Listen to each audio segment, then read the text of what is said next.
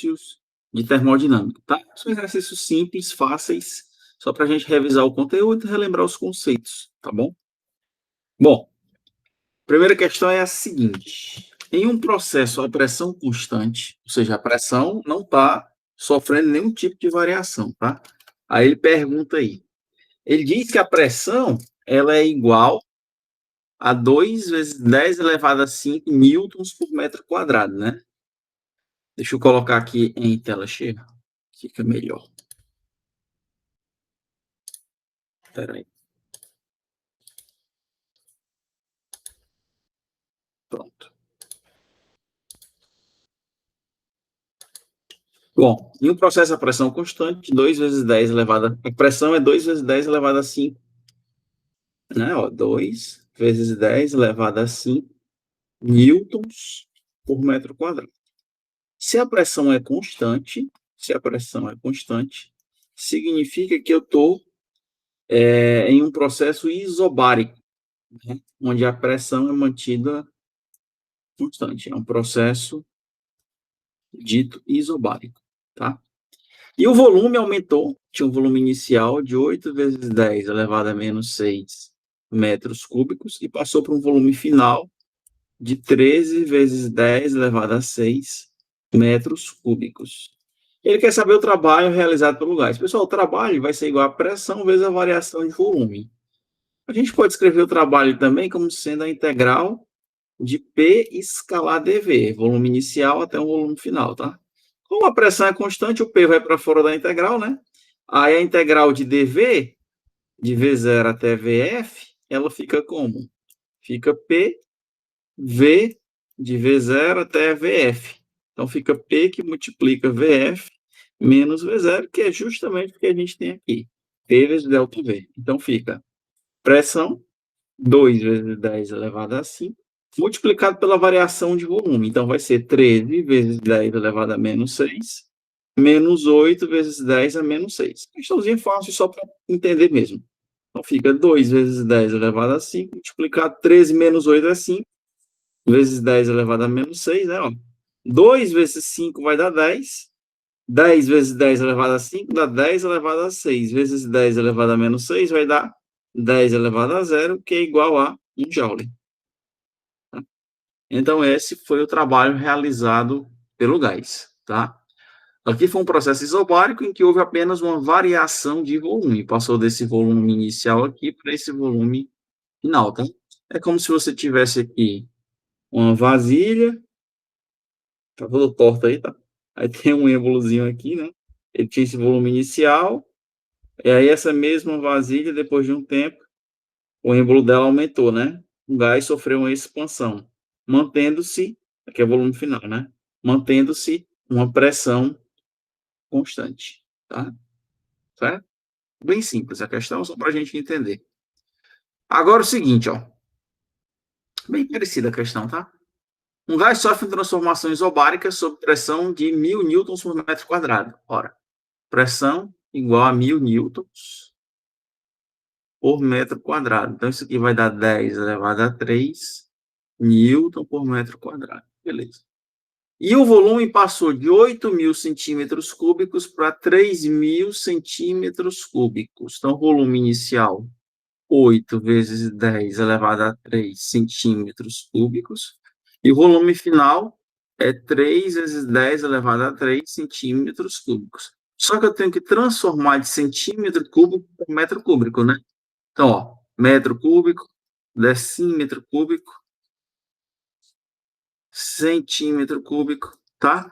Então, se eu for transformar de metro para centímetro, o que é que eu faço? Eu multiplico ou divido? E de centímetro cúbico para metro cúbico, como é que a gente faz? A gente multiplica ou divide? Para cá a gente multiplica e para cá a gente divide. Então, eu vou dividir aqui, ó, para transformar de centímetro cúbico para metro cúbico, eu vou dividir por 10, eu vou dividir duas vezes, tá?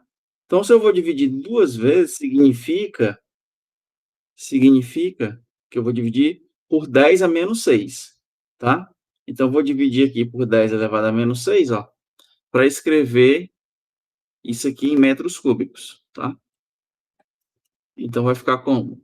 8 vezes 10 a menos 3 metros cúbicos. E aqui, 6 vezes 10 elevado a menos 3 metros cúbicos. Então, o trabalho vai ser a mesma coisa, P vezes ΔV.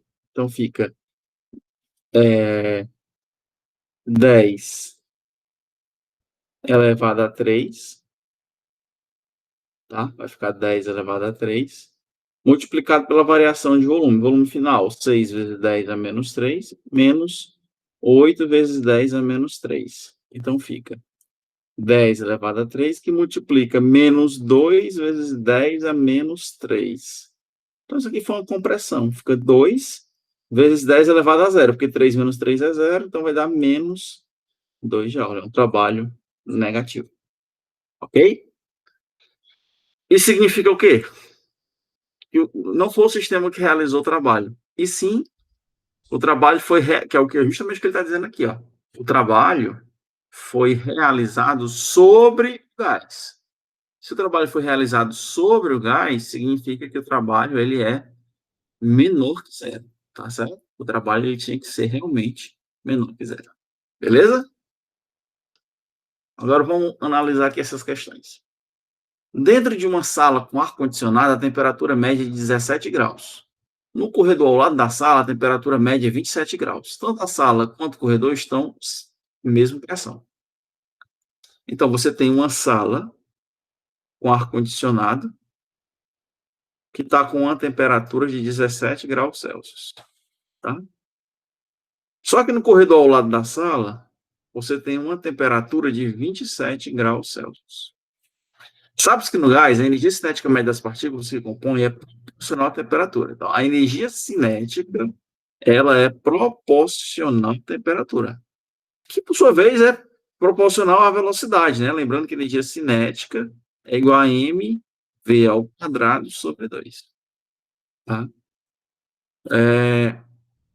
E sua pressão é proporcional ao produto da temperatura pelo número de partículas, tá certo?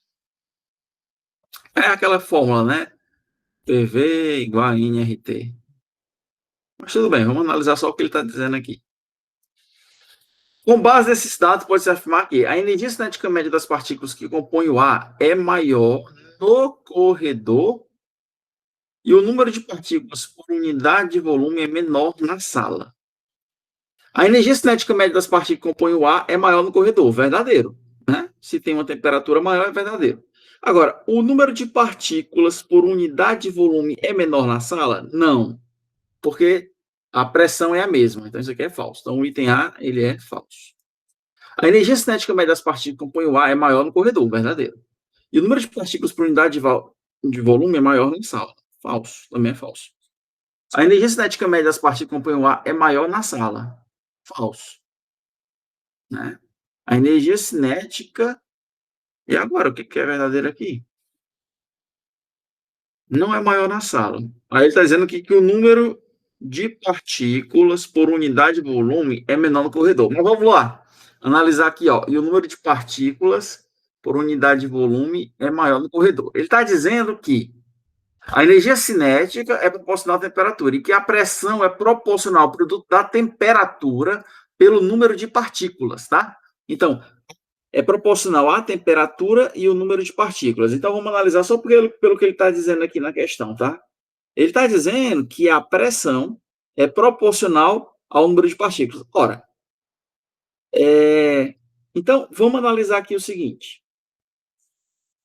A pressão é a mesma, tanto na sala, né? A pressão na sala é igual à pressão no corredor. Só que a temperatura no corredor é 27 e a temperatura na sala é 17, tá? Aqui é o número de partículas na sala, isso aqui é o número de partículas no corredor. Então, para que essa igualdade seja verdadeira, para que isso aqui seja verdade, o que é que a gente tem que ter necessariamente? Que o número de partículas na sala tem que ser maior que o número de partículas no corredor. Vocês concordam comigo? O número de partículas na sala tem que ser maior que o número de partículas no corredor, tá? Então, O número de partículas por volume é maior na sala. Então, é verdadeiro isso aqui, ó. Não é falso, tá? É verdadeiro. Então, a resposta é o item B. Beleza, pessoal? Entenderam? Oi? Tem alguém na sala? Sim, professor, tá dando para entender, tá certo? Para entender. Tô aqui, Beleza. professor, entendendo? Ótimo. Perfeito. Vamos aqui para a quarta questão. Sobre os gases monoatômicos e ideais que passam por um processo de transformação isobárica, podemos afirmar que toda quantidade de calor cedida ao sistema será transformada em trabalho mecânico. Lembrando da primeira lei da termodinâmica, a primeira lei da termodinâmica, ela diz o seguinte: a variação da energia interna é igual à quantidade de calor menos o trabalho. Então, ó, se o processo é isobárico, e trabalha pressão vezes variação de volume, pessoal, a variação de volume é igual a zero. Aliás, desculpa, a pressão, no processo isobárico, a pressão é mantida constante, tá? A pressão é mantida constante, não é o volume. O volume pode aumentar. Tudo bem. Ele está dizendo assim, toda quantidade de calor cedida ao sistema será transformada em trabalho mecânico. A quantidade de calor... Porque o que acontece numa transformação isobárica? Numa transformação isobárica, a pressão ela é constante. Tá? Mas eu posso fornecer energia ao sistema e eu posso retirar energia do sistema. Porém, eu sempre procuro manter a pressão constante. Então, o que acontece aí? Alguém pode me falar? O que acontece quando a gente tem uma transformação isobárica?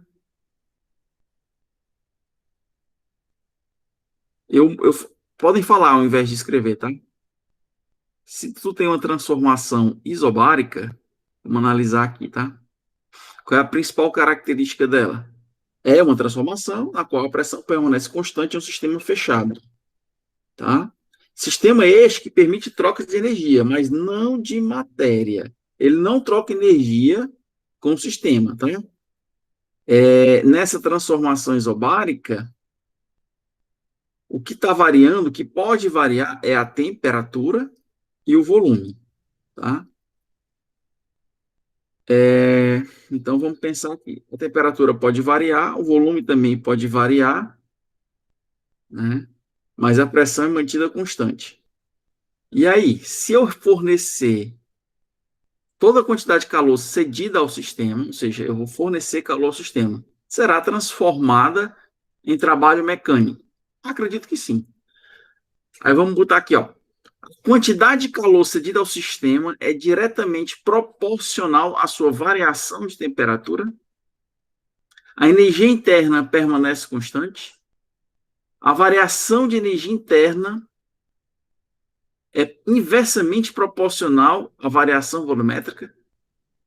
A temperatura do gás varia, mas não há troca de calor entre o sistema e o meio externo. É falso, né? O item é falso. Porque pode ocorrer troca de calor com o sistema.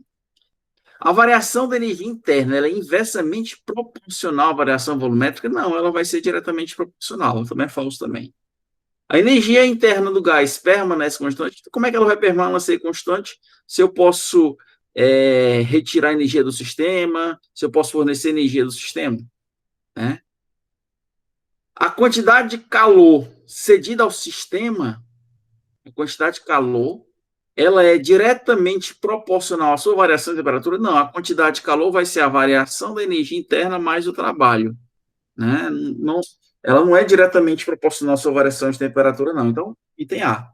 Toda quantidade de calor cedida ao sistema é transformada em trabalho mecânico. Tá? Vamos lá, outra questão aí. Ó. Um gás é submetido a um processo sob pressão constante, isobárico também. E a pressão dele é igual, a pressão é igual a 400 newtons por metro quadrado. E sofre uma redução de seu volume. A variação de volume vai ser negativa, 0,25 metros cúbicos. Assinala aqui que for falso. Ó, o trabalho realizado pelo sistema vai ser quanto? Vai ser, ixi, ficou horrível, né? Esse E aí, vamos apagar. O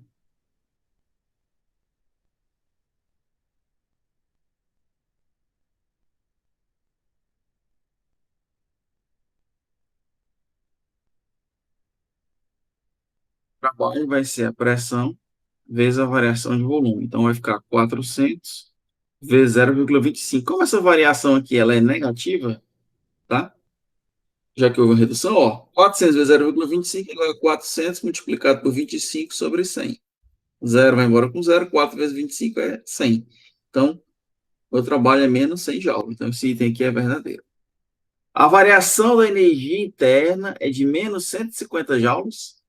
Variação da energia interna é igual à quantidade de calor menos o trabalho. Eu posso afirmar que a variação da energia interna é menos 150? Não sei, porque como é que eu vou saber a quantidade de calor que ele recebeu? Né? Eu sei que a quantidade de trabalho realizado sobre o gás é de menos 100. Tá? Aliás, o trabalho realizado sobre o gás é de menos 100 joules. Deixa eu só tirar uma dúvida aqui, tá? Tirar aqui uma dúvida. Variação, energia interna. Quero só saber se a variação de energia interna em um processo isobárico, se ela é zero. Em um processo isobárico, a pressão é mantida constante. Quando a pressão é constante, o calor trocado pelo sistema com o meio externo é usado para o trabalho e para mudar a energia interna.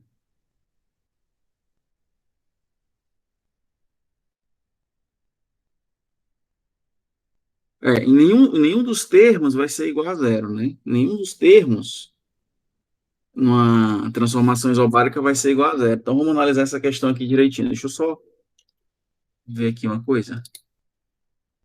Só um minuto. Vou tirar aqui uma dúvida.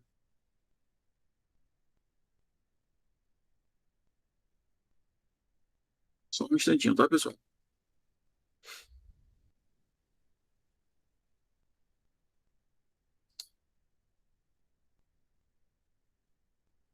Questão 2.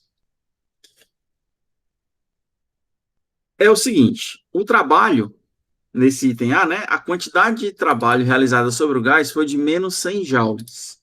Tá certo. Foi o que a gente encontrou, tá? O trabalho é igual a pressão vezes a variação de vai dar menos 100 joules. Porém, pessoal, a variação da energia interna para esse sistema, ele é um pouquinho diferente. A variação da energia interna para um sistema isobárico, tá? Para um sistema isobárico, ele vai ser igual 3 meios de P vezes ΔV, tá? Deixa eu tentar copiar aqui para vocês, só para vocês entenderem, tá? Eu vou copiar aqui até o item B e o item C, tá? Espera só um pouquinho. A gente vai analisar com calma e aí eu explicar a vocês para não ter que ficar digitando. Pronto, vou copiar aqui. Ó, então vamos lá. Deixa eu colar aqui. Vou colocar isso aqui para cá. Vocês vão entender. Pronto, então vamos lá, vamos analisar aqui com calma. Então é o seguinte, ó. O item B, a variação de energia interna é menos 150. A variação da energia interna é o seguinte, é 3 meios de P vezes a variação de volume, tá? Tá certo? Então, a variação da energia interna vai ser 3 meios de 400 multiplicado por menos 25, dá menos 150 joules. Então, o item B também é verdadeiro. Eu estou procurando qual é o item que é falso. Aí ele está dizendo, ó, o gás recebe 250 joules de calor. A gente tem que usar aqui a primeira lei da termodinâmica. A variação da energia interna é igual à quantidade de calor menos trabalho. Delta U é menos 150. Tá? Eu sei que o trabalho é menos 100. Então, fica menos 150 igual a Q menos 100. Então, menos 150 igual a Q mais 100. Aí, esse mais 100 passa para esse lado, vai ficar menos 150 menos 100. A quantidade de calor é menos 250 joules. Tá? Então, ele não está recebendo 250 joules, né? Como calculamos a quantidade de calor como uma quantidade negativa, podemos dizer que o gás está cedendo, ele está perdendo. Se a quantidade de calor é negativa, significa que o sistema está cedendo calor para o meio externo. Tá? E o item D? Aí o item D é verdadeiro. A quantidade de calor cedida pelo gás é de menos 250 joules. O item E, a variação de temperatura desse gás é negativa? Ora, se houve uma variação de volume negativo, olha o que ele está dizendo aqui. A quantidade de calor e a variação de temperatura, tá, são grandezas diretamente proporcionais. Ou seja, uma quantidade de calor positiva causa uma variação de temperatura positiva. Tá? Como a quantidade de calor aqui ela é negativa, então a temperatura vai variar de forma negativa também. Então, a variação de temperatura desse gás é negativa. Então, tanto o item D quanto o item E, né, na verdade, eles vão ser verdadeiros. Então, o único item que é falso, tá? E que, de fato, é o que ele está pedindo para a gente encontrar, é o item C, porque o gás não recebe 250 joules de calor. Na verdade, o gás cede 250 joules de calor. Ok, pessoal? Deu para entender? Faltou só explicar para vocês que a variação da energia interna é igual a 3 meios da pressão vezes a variação de volume. Beleza? Sexta questão. Bem fácil, tá? Em uma transformação isobárica, não varia a pressão. Verdadeiro. Tá? A pressão é constante. Em uma transformação isocórica, não varia o volume. A transformação isocórica porque você tem transformação isobárica, você tem transformação isométrica, você tem transformação isocórica. Isocórica significa variação de volume, tá? Isocórica é iso igual córica de volume. Na transformação isocórica, aliás, pessoal, exatamente. Ela também é chamada de transformação isovolumétrica, né? É aquela transformação termodinâmica que ocorre a volume constante em um sistema fechado. Sistema este que permite troca de energia, tá? Mas ele não troca matéria, tá certo? Então, o item 2 é verdadeiro, né? Isocórica ou isovolumétrica. E aí nós também temos a transformação isométrica, tá? A transformação isométrica, ela também pode ser chamada de isocórica, tá? Ela se base... Aí é claro, né? Isocórica e isométrica é a mesma coisa. Ele está dizendo no item 3 que em uma transformação isométrica não varia a temperatura. Falso. Numa transformação isométrica não varia o volume. Então, apenas o item 1 e o item 2 são verdadeiros. Por isso que a resposta dessa questão é o item D. Tá? Certo? Só lembrar, questão de conceito mesmo, né? Lembrar que isocórica, isométrica ou isovolumétrica, tá? São transformações onde o volume é mantido constante. Quando o volume é constante, ou seja, o gás não se expande, não se contrai, você tem apenas troca de energia como sistema. Você troca energia. Você não troca matéria, tá? Professor, como assim trocar matéria? Você não recebe nenhuma partícula dentro do seu sistema, tá? Qual a variação de energia interna de um gás ideal?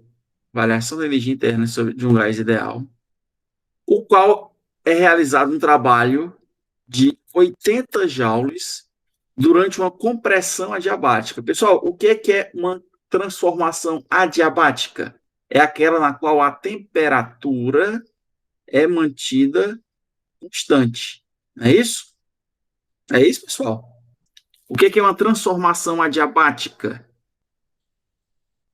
Eu falei para vocês na aula anterior.